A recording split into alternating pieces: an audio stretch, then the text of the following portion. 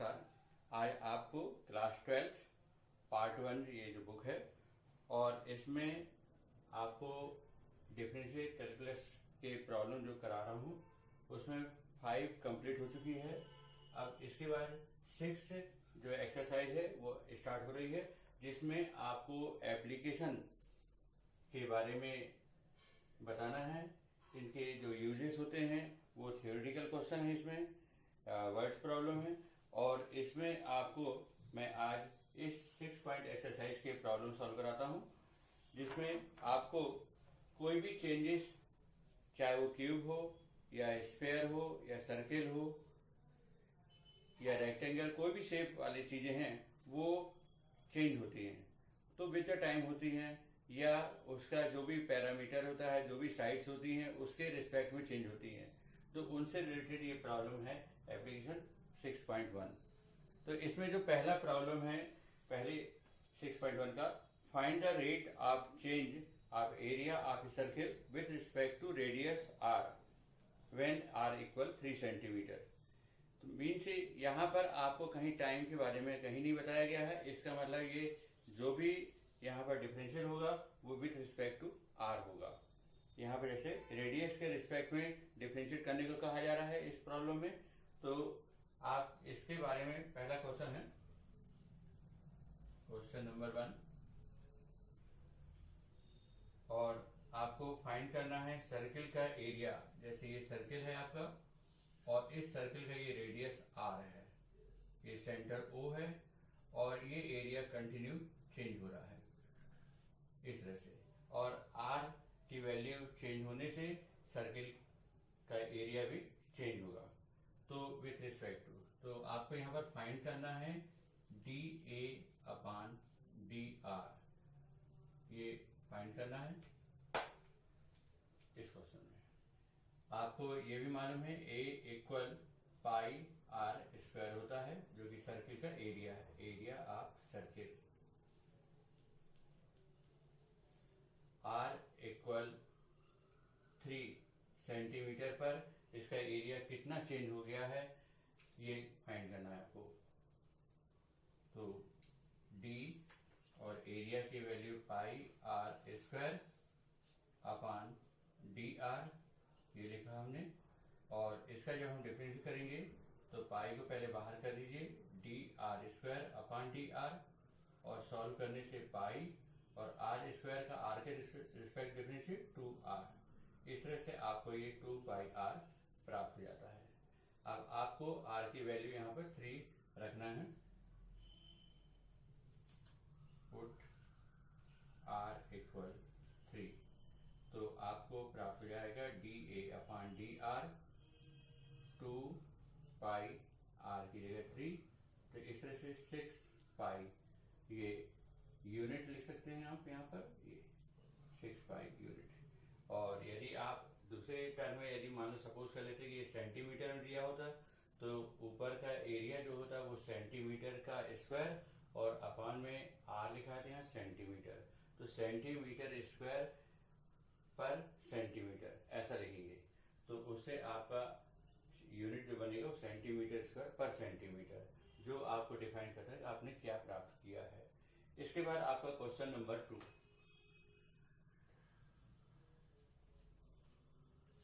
Question number 2 exercise 6.1।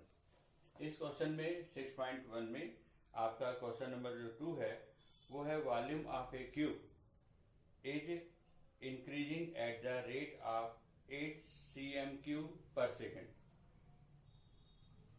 How fast is the surface area increasing when the length of an edge is 12 centimetre. तो मतलब आपको पहले 8 centimetre cube per second volume increase हो रहा है, ये पहले आपको गिवन में है इस बार। तो आप एक क्यूब के बारे में सोच रहे हैं तो क्यूब की डिजाइन ये रहती है, ये क्यूब शेप है और ये क्यूब शेप चेंज हो रहा है, ये किसी तरह भी चेंज होगा तो ये इंक्रीज हो रहा है, जैसे उन्होंने बोला है कि इंक्रीज हो रहा है, तो इस तरह से ये इंक्रीज होता है। ये यदि वो इंक्रीज हो रहा है तो वो उसका किस रेट से इसका वॉल्यूम चेंज हो रहा है वो गिवन है आपको, डी वी अपॉन dt। इस बार dt इसलिए लिखा है क्योंकि इससे क्लियर हो रहा है 8 cm³ पर सेकंड। ये तो 8 cm³, तो cm³ वॉल्यूम का यूनिट और सेकंड टाइम के लिए है, तो ये आपको गिवन है। इस बार यहाँ पर गिवन है।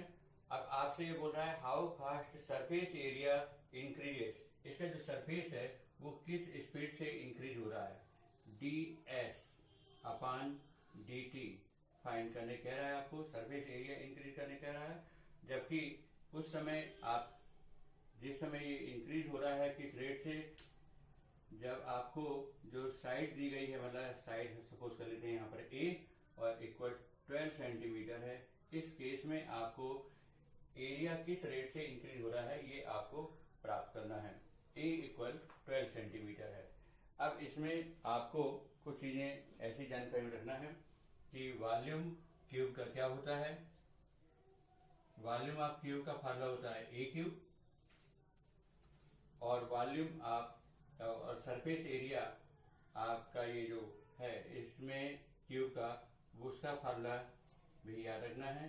तो हम ये 6a² रखेंगे क्योंकि पूरा टोटल सरफेस एरिया क्यूब का जो है वो है 6a²। तो इन दोनों का यूज करना है। पर सबसे पहले जो आपको गिवन है उससे आपको पहले कुछ जो भी इसका रिक्वायरमेंट्स है वो प्राप्त हो जाएगा, और उससे के द्वारा आप क्यूब का टोटल सरफेस एरिया का रेट किस हिसाब से इंक्रीज हो रहा है वो फाइंड हो जाएगा आपको। तो यहाँ पर आप लिखेंगे dv अपान dt इक्वल 8, ये गिवन है, और dv की वैल्यू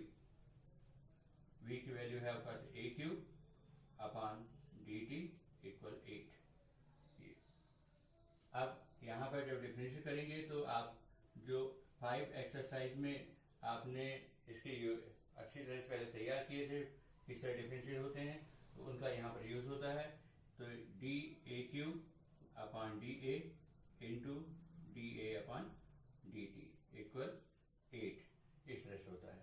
तो a³ क्या हो जाएगा यहाँ पर 3a² और dA अपान dt इक्वल 8, इस तरह से ये चेंज होता है। 8 आ गया। अब dA अपान dt फाइंड हो जाएगा यहाँ पर dA अपान dt 8 अपान 3a²। फिर इसके बाद आप a की वैल्यू पुट कर सकते हैं। यहाँ पर a की वैल्यू 12 गिवन है। Put a equal 12 centimetre given, तो ये वैल्यू आप पुट कर देंगे। तो dA upon dt 8 upon 3 into a की वैल्यू 12 का स्क्वायर। इसको सॉल्व करेंगे। 8 अपान 3 इंटू 12, 4 2 जा 8, 4 3 जा 12, और यहाँ पर 2 1 जा 2, और ये 6, 1 अपान 3 3 जा 9, 6 जा 54। तो ये dA अपान dt 1 अपान 54 सेंटीमीटर पर सेकंड, ऐसा ये मिल गया आपको। अब आपको फाइंड करना है क्या, ds अपान dt। ds अपान dt फाइंड करना है। तो ds अपान dt, तो d और s की वैल्यू है 6a² अपान dt, तो इसमें 6 बाहर हो जाएगा। अब dA² अपान da इंटू da अपान dt लिखेंगे। dA² अपान da और da अपान dt, तो ये 6 और यहाँ पर ये 2a और da अपान dt की वैल्यू आपको प्राप्त हो गई है 1 अपान 54, और a की वैल्यू एक बार फिर से रखते हैं। 6 2 जा 12, और a की वैल्यू है आपके पास 12 इंटू 1 अपान 54, ये रखा हमने, और ये 6 2 जा 12, 6 9 जा, 3 3 जा, और 3 4 जा, तो 4 2 जा 8 अपान 3, 8 अपान 3, ये आंसर हो जाता है आपका एरिया के लिए।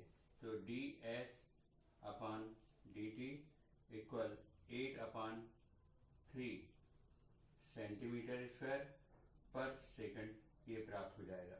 ये आपका आंसर आंसर है क्वेश्चन नंबर 2 के लिए।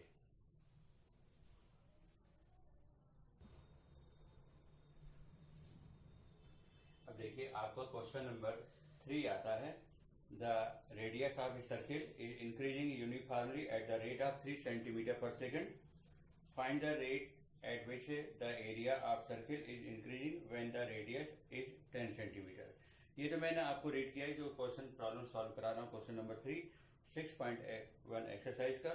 और ये जो क्वेश्चन सॉल्व करा रहे हैं इसके वर्ड प्रॉब्लम आपको स्क्रीन पर आ जाएंगे।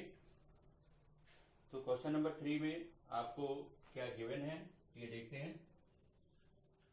क्वेश्चन नंबर 3 6.1 एक्सरसाइज का। रेडियस ऑफ सर्किल इंक्रीज हो रहा है eight the rate of 3 centimetre per second. जैसे ये सर्किल है और ये कंटिन्यू इंक्रीज हो रहा है, इसका रेडियस दिया हुआ है। तो आपको D r upon D T 3 centimetre per second, ऐसा आपको ये इस रेट से इसका रेडियस चेंज हो रहा है। और फाइंड द रेट, अब आपको रेट फाइंड करना है कि इसका एरिया किस कंडीशन से चेंज हो रहा है, किस रेट से चेंज हो रहा है, ये आपको फाइंड करना है। ये एरिया ऑफ सर्किल, ए क्या है, एरिया ऑफ सर्किल। तो आपका जब इसको सॉल्व करेंगे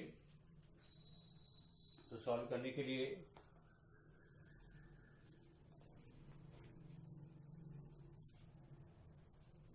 एरिया ऑफ सर्किल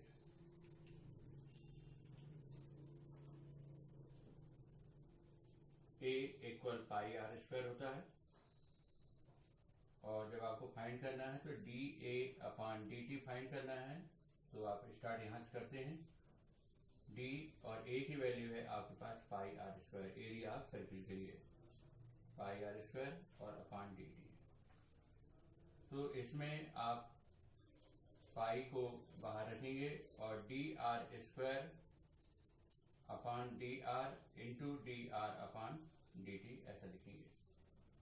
फिर आप इसके आगे बढ़ते हैं तो पाई आर स्क्वायर का 2r हो जाएगा और d r upon D T.